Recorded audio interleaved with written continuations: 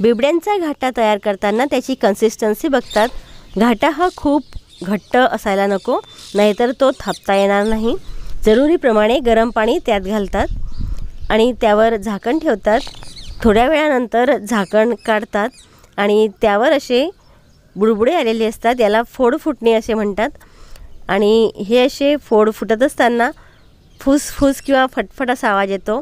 फुसफुस आवाज आला म्हणजे घाटा अजून शिजलेला नाही आणि फटफट असा आवाज आला म्हणजे मग घाटा तयार झालेला असं समजतात. असे साधारण 2 फोड फोडून घेतात, म्हणजे झाकण ठेवतात.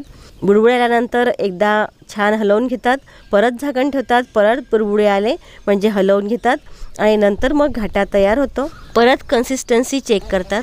घाटा फार घट्ट झाला म्हणजे मग त्याला तडे जाण्याची पण शक्यता असते. त्यात परत गरम पाणी घातलेलं आहे म्हणजे त्याची कन्सिस्टन्सी ठीक होईल. अंदाजाने एकमेकांच्या सल्ल्याने ही सर्व प्रोसेस करतात.